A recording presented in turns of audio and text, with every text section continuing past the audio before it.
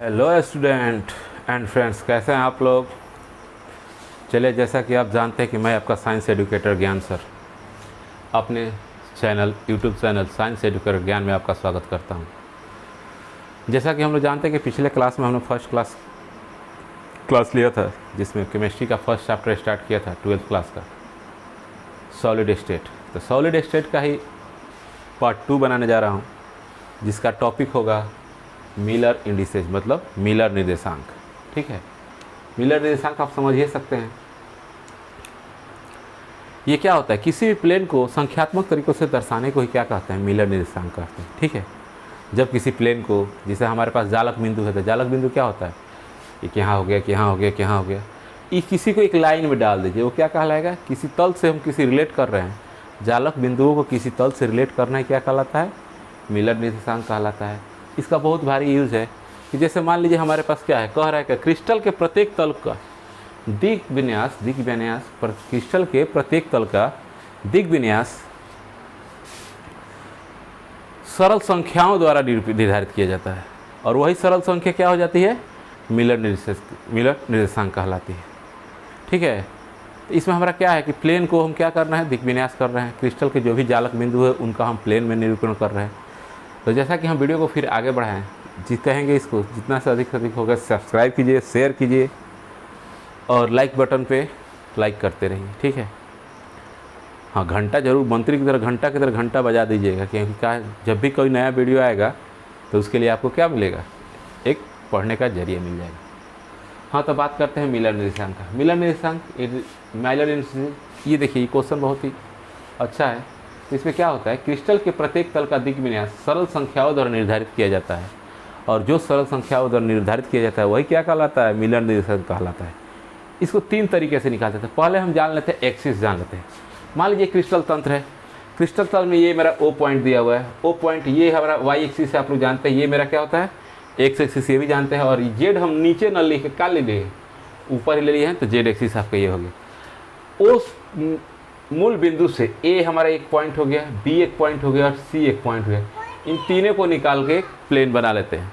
जब हम प्लेन बना लेते हैं तो उस केस में क्या होता है, हम इसको निरूपित करते हैं। मान लीजिए A से इसका प्लेन का मान कितना हो गया, स्मॉल a, इसके प्लेन का मान कितना हो गया, स्मॉल b, इसके प्लेन का मान क्या हो गया, स्मॉल c। आखिर ओरिजिन से कुछ दूरी पर है ना, तो यही हमारा ए बी सी दर्शाएगा। अब देखिए, इसको निर्धारित करने के लिए कौन सा है, 3 नियम होते हैं। पहला नियम क्या कहता है, पहला नियम कहता है क्या, कि तीनों अक्षों की लंबाई ए बी सी के गुणक के रूप में उनके अवरोधों का पता लगाते हैं। जो तीनों अक्ष है, मान लीजिए यहाँ से यहाँ तक कुछ दूरी होगी ए, यहाँ से यहाँ तक दूरी होगी जो स्मॉल बी से, यहाँ से इन अवरोधों को पता लगाते हैं। ठीक है, फर्स्ट स्टेप में देखते हैं कि ए बी का जो गुणांक होता है वही मेरा अवरोध कहलाता है, और उसको हम क्या कहते हैं, विष निर्देशांक कहते हैं। इसलिए लिखे हैं, ए बी का पता लगाते हैं और उसको हम लोग क्या कहते हैं बाबू, विष निर्देशांक। इसको नोट कर लीजिएगा, और पिक्चर क्वालिटी सही नहीं है, चाहे साउंड सही नहीं है, तो ये आप हमको बता दीजिए। ठीक है, लेकिन इसको नोट कर लीजिए, क्या कहलाएगा, विष निर्देशांक। अब देखिए, यदि विष निर्देशांक हम निकाल लिए, पहला तो विष निर्देशांक निकालेंगे। अब क्या करते हैं, विष निर्देशांक का रेसिप्रोकल करते हैं। रेसिप्रोकल मतलब समझते हैं, उल्टा। अगर 2 है तो 2 का उल्टा क्या हो जाएगा, 1/2। 3 है तो उल्टा क्या हो जाएगा, 1/3। अब बात करते हैं, दूसरा पॉइंट क्या निकाल लिए, कि विष निर्देशांक निकाल लिए, उसका व्युत्क्रम भी दूसरा पॉइंट निकाल लिए। तीसरा पॉइंट क्या है, यदि विष निर्देशांक भिन्न हो, भिन्न समझते हैं ना, भिन्न मतलब 1/4, 1/2 दशमलव में नहीं आना चाहिए। तो जब विष निर्देशांक भिन्न हो तो क्या करते हैं, उसमें न्यूनतम संख्या से गुना करके उसको एक होल नंबर बनाते हैं। मतलब जितना भी कम से कम संख्या हो जिसको गुना करने से क्या हो, वो होल नंबर बन जाए, तो उसको हम क्या करते हैं, गुना कर देते हैं। और जो संख्या प्राप्त होती है वही मेरा क्या कहलाती है, मिलर निर्देशांक कहलाती है, मैंने माइलर इंडिसेज कहलाती है। समझ में आ गया। इसको हम समझते हैं एक न्यूमेरिकल मेथड से। तो पहले आप इसको लिख लीजिए। अब आइए क्वेश्चन देखते हैं। क्वेश्चन देखने पहले इसको हम मिटा दें।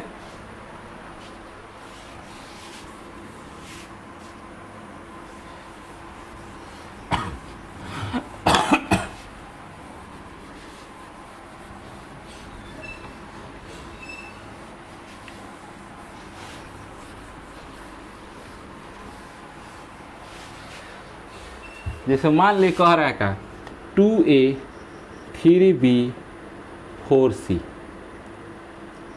4C, इसका हमको क्या निकालना है, मिलर निर्देशांक निकालना है। मिलर निर्देशांक ज्ञात करें। ठीक है, तो अब देखिए हमको क्या चाहिए, पहला पॉइंट क्या था कि ए बी सी के अवरोधों का पता लगाना है। जो उसके गुणांक हो उसका क्या कहलाएगा, अवरोध कहलाएगा। तो पहला अवरोध का क्या है, ए का 2, दूसरा क्या है, ये अवरोध लिख लीजिए, इससे सही रहेगा। अवरोध क्या है, 2 है, दूसरा का क्या है 3, तीसरा क्या है 4, ये अवरोध मिल गया। पहला पॉइंट क्या हो गया कि जो भी हमारा गुणांक है उसके अवरोध का पता लगाएंगे। ठीक है, अब बात करते हैं दूसरा पॉइंट। दूसरा पॉइंट क्या है, अवरोध का तो पता चल गया कि क्या है, ये क्वेश्चन था आपका 2 3 4। अरे 1-2 क्वेश्चन बनाएंगे, आपको सब समझ में आएगा, इसमें चिंता करने की बात नहीं है और घबराने की बात नहीं है। बस दम धरिए, धीरज धरिए। अब धीरज किसी लड़का का नाम है, वो मत धरिएगा, नहीं सोचिए गांव में धीरज चल रहा है उसी को पकड़ लेते हैं, तो धीरे से नहीं होगा। यहाँ पे धीरज रखिए, मैं टाइम दीजिए। अब दूसरा क्या है, इसका रेसिप्रोकल। रेसिप्रोकल मतलब व्युत्क्रम चाहिए। तो व्युत्क्रम 2 का उल्टा क्या व्युत्क्रम हो जाएगा, 1/2। 3 का क्या हो जाएगा, 1/3। 4 का क्या हो जाएगा, वो 1/4। समझ में आ गया। अब कह रहा है इसके सबसे लोएस्ट, अब ये तो बटा में आ गया, 1/2 का मतलब 0.5, 1/3 का मतलब 0.3, 1/4 का मतलब 0.25। लेकिन दशमलव में नहीं, इसको क्या करना है, पूर्ण संख्या में बदलना है। तो पूर्ण संख्या बदलने के लिए क्या करेंगे, मिनिमम वो सबसे छोटी संख्या से गुना करेंगे जिससे ये पूरा का पूरा पूर्ण। देखिए 2 से गुना कर रहे हैं तो ये तो कट जाएगा, लेकिन ये नहीं कटेगा। 3 से गुना करेंगे तो ये कट जाएगा, ये दोनों नहीं कटेगा। 4 से भी ये नहीं कटेगा। तो उसका सबसे आसान तरीका इसका एलसीएम ले लीजिए। तो इसका एलसीएम देख रहे हैं तो क्या आ जाएगा, 12 आ जाएगा। ठीक है, तो क्या करेंगे, मिनिमम इसके 12 से गुना कर देंगे। 12 से गुना तो ये कितना होगा, 6 है, कितना हो गया 4 है, कितना हो गया 3। तो हमको प्राप्त संख्या क्या हुआ, 6 4 3, और यही हमारा क्या कहलाएगा,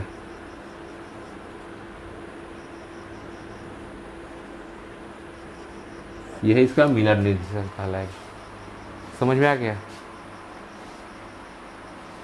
नहीं समझ में आया तो बोलिए, दूसरा क्वेश्चन लेते हैं। मान लीजिए यहाँ पे 1 दिया हुआ है, यहाँ पे 2 दिया हुआ है, यहाँ पे 2 भी दिया हुआ है, यहाँ पे 2C दिया हुआ है। जो दूरी है 2C नहीं 3C ले लेते हैं, इसको नोट कर लीजिए। दूसरा क्वेश्चन देखते हैं।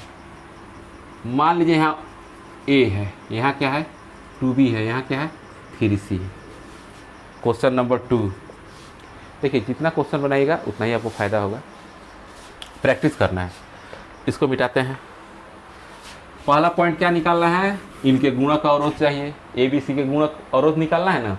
तो पहला लिख देते हैं बाबू अवरोध, अवरोध का पता लगाइए। तो पहला का अवरोध कुछ नहीं है तो 1 है, तो यहाँ क्या हो गया 1, दूसरा का अवरोध 2 और तीसरा का अवरोध 3, ये हो गया, दिख रहा है। अब इसका क्या निकालना है, व्युत्क्रम।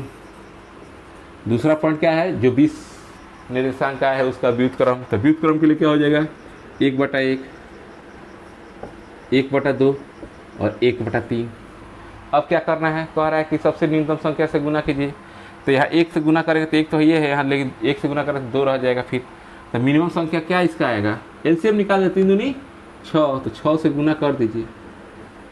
तो कितना हो जाएगा अब, 6, ये काटेंगे तो 3 और ये काटेंगे तो 2, 6 3 और 2, ये क्या हो जाएगा आपका,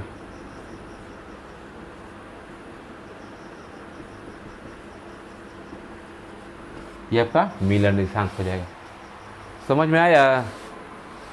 अरे कुछ नहीं है, ये हमको हमेशा मिलर निर्देशांक का होता है जब क्वेश्चन ऑब्जेक्टिव में पूछ देता है कि इसका मिलर निर्देशांक है।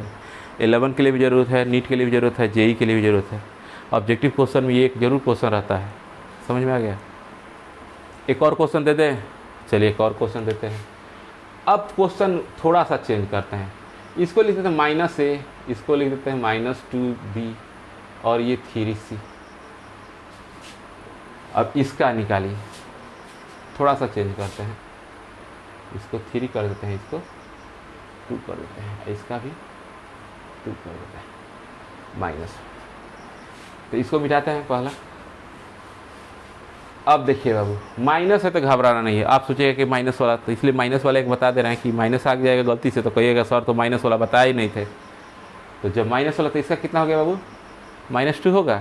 इसका कितना हो गया, -3, सी वाला 2, ठीक है। अब इसका व्युत्क्रम, तो 1 बटा कितना हो गया बाबू, -2, 1 बटा कितना हो गया, -3, यही कितना हो गया, 1/2। मिनिमम संख्या तो 3 2 2 3 2 का लघुत्तम कितना हो जाएगा, 6। तो 6 से इसमें भी गुना कर देंगे, 6 से इसमें गुना कर देंगे, 6 से इसमें गुना कर देंगे, 2 तियाँ 3 दूनी और 2 तियाँ, तो कितना हो गया बाबू, -3। ये कितना हो गया, -2, ये कितना हो गया, 3। तो ये आपका मिलर निर्देशांक है। चाहे इसको हम ऐसे लिख सकते हैं, 3 के ऊपर माइनस, 2 के ऊपर माइनस और 3 जेब का 3। और मिलर निर्देशांक हमेशा छोटा कोष्ठ में लिखा जाता है। मिलर निर्देशांक लिखने का तरीका क्या है, कोष्ठ भी बहुत मायने रखता है।